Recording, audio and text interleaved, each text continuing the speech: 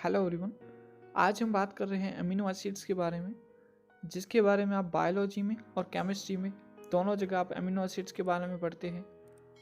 तो देखते हैं अमीनो एसिड्स की डेफिनेशन क्या है, परिभाषा क्या है। तो अमीनो एसिड्स प्रोटीन श्रृंखला का सबसे सूक्ष्म या इकाई अणु है जो कि आपस में पेप्टाइड बंध द्वारा बंधित होकर प्रोटीन का निर्माण करता है। यानी कि जो अमीनो एसिड्स है वो दूसरे अमीनो एसिड से पेप्टाइड बंध द्वारा जो है वो बॉन्ड बनाता है और फिर अलग अलग अमीनो एसिड से जुड़ने से जो है वो अलग अलग प्रकार के जो प्रोटीन बनते हैं।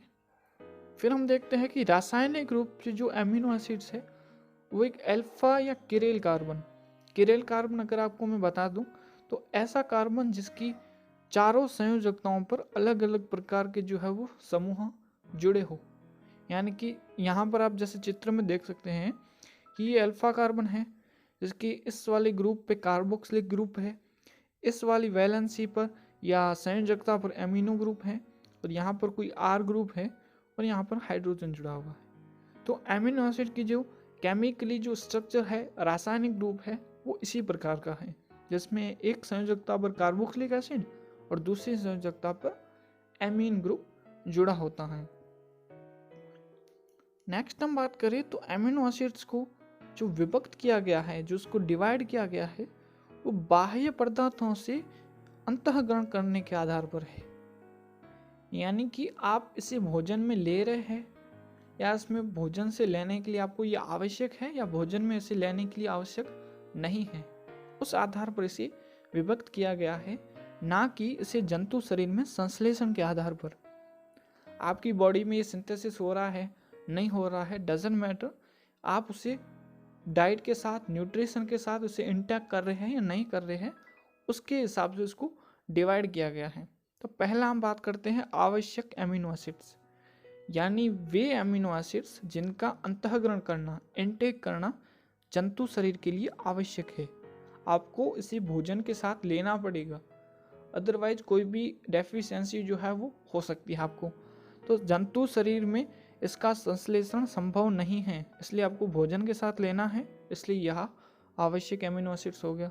कौन कौन से जो आवश्यक है एमिनो एसिड्स कहलाते हैं, जैसे phenyl alanine, valine, threonine, tryptophan, isoleucine, methionine, histidine, arginine, leucine, lysine, ये सभी प्रकार के जो है वो आवश्यक एमिनो एसिड्स है जिसे हम एसेंशियल एमिनो एसिड्स कहते हैं।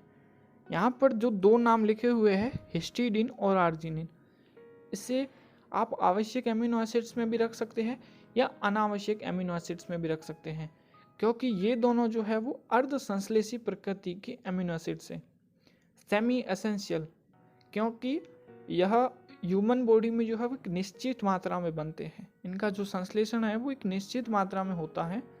किसी किसी व्यक्ति में अगर इसका जो संश्लेषण कम हो जाए तो इसे बाहर से लेना पड़ेगा, है ना, आपको भोजन के साथ, मेडिसिन के साथ इसको लेना पड़ेगा, इस एमिनो एसिड्स को, इस प्रोटीन को।